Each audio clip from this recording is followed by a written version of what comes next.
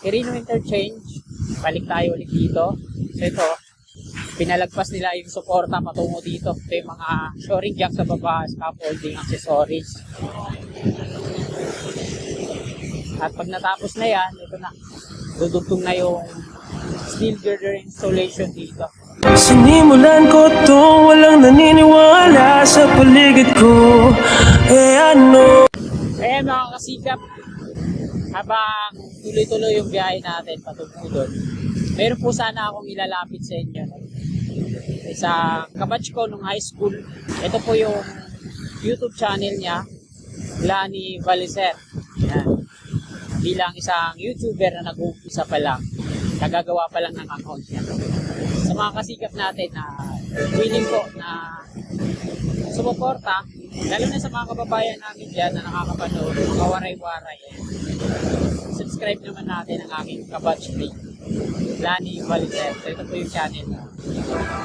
Ayan, balik na po tayo dito sa ating ina-update. Ito na po yung mga spearhead mula dito sa likod natin. Ayan po yung off-ramp patungong Top Ruas Boulevard. Quirino Interchange na po tayo. Tuloy-tuloy pa rin yung repair ng pavement dito sa kaliwa natin. Ayan, lumalakas na yung ulan. Diretso tayo, Quirino Interchange. Kita naman natin dito mga kababayan, no? Yung sakop ng spearhead na ginagawa doon sa kabila, ay yung on-ramp south. Ayan, nakabalik na tayo dito sa ilalim. Medyo nakakasilong tayo. Sana di nababasa yung camera natin.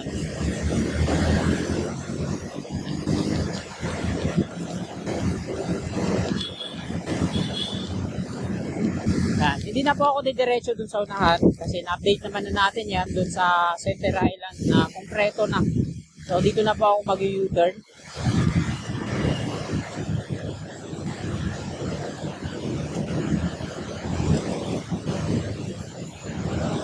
Yan.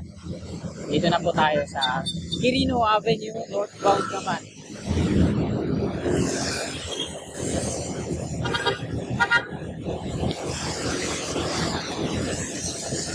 Sana hindi lumalabo yung camera natin, dahil lumalakas na yung ulan.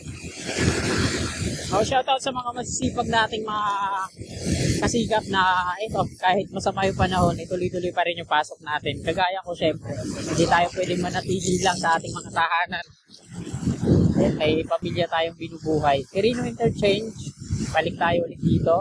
So ito, pinalagpas nila yung suporta patungo dito. Ito yung mga shoring jack sa baba, scaffolding, accessories. At pag natapos na yan, ito na, dudugtong na yung steel girder installation dito.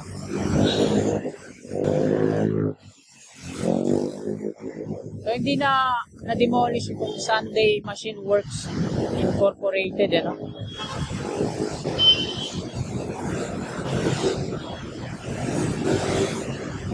Ilang span na lang ba yung lalatagan dito? 1, 2. So dito, 2 span na lang. Patawid ng tulay, ito yung double column dyan, tapos yan sa unahan. Bali dun sa unahan, meron ng 2 span. Yung pinakauna nilang iniskulan ay meron ng slab. Ito, lalaki ng mga panibagong steel girders na nakalaan dito. So ito tapos na. Ayan, dinismantle na yung lifter dito, ililipat na yan dito sa kabila. Ayan, yung kulay green na mga steel beam. Ayan yung lifter.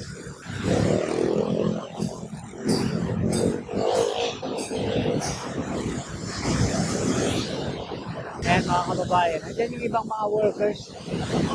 Parang konkreto ng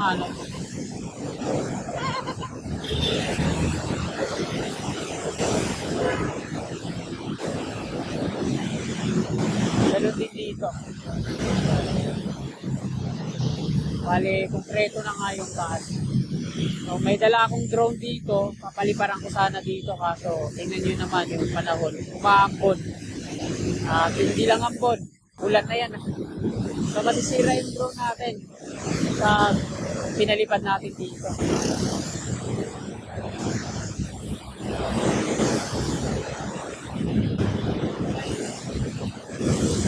Diretso na lang tayo. Dito tayo mag-end ng ating video sa may Buendia.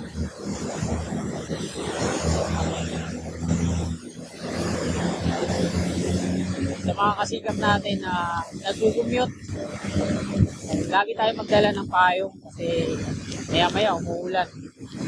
At sana mamaya pag uwi ko alas 6, hindi sana magtuloy-tuloy yung ulan. Mahirap po magbiyahe pag baha. Di bali na mainit, wag lang baha. Yan, hanggang dito pa lang yung aspalto. Ay hanggang dun sa unahan, dalawang pala yung pag-aspalto nila dito, pinatungan pa. Ito yung tenement. Ayan, ito kita to sa update ko nung nakaraan, nagpalipad ako ng drone dun sa unahan. So, wala pang progreso dito sa part na to. No?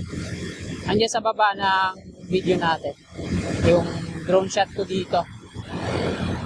6 minutes lang yung tinagal, di ko na pinahaba kasi wala pa namang ganong progreso. Swerte nga tayo dahil lumipad dito yung drone ko. Hindi siya no-fly zone. Kumpara doon sa may Buendia, wala talaga. Hindi tayo makapagpalipad doon dahil no-fly zone. Malapit daw sa Ninoy Aquino International Airport. Kaya pag naka-GPS yung drone nyo, hindi talaga siya lumilipad. Nag-automatic na siya. Ayan o, dyan ako pumwesto sa part na yan. Kasi medyo maluwag dyan yung gilid. Nakapag-park tayo ng maayos na hindi sagabal sa mga motorista. Ocampo Street pala to dito, yung napaliparan ko.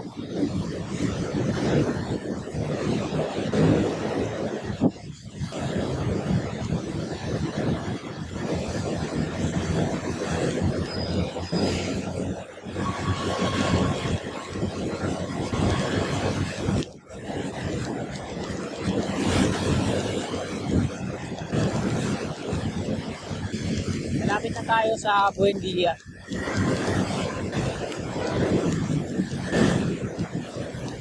Bali, dito na pala tayo mag-end ng ating vlog sa may EDSA.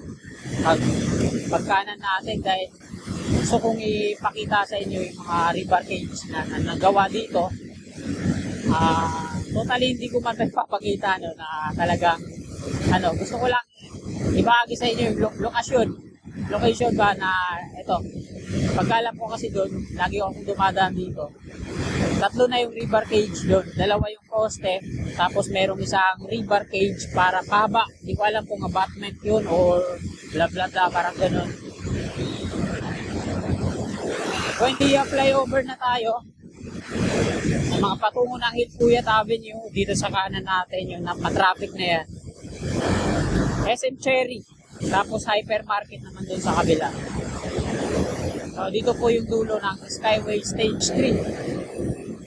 Kabilang dulo naman yan, doon sa may NLEX Footbridge. Pagkakaroon din dito na on-ramp off-ramp at extension ng Sales patungong Cross Boulevard yan. Hilpuyat Avenue patungong doon. So, kabit-kabilaan na nga po yung mga soil testing na ginagawa nila doon. Ito na yung SM Hypermarket. Ayan yung dating istasyon, Buendia.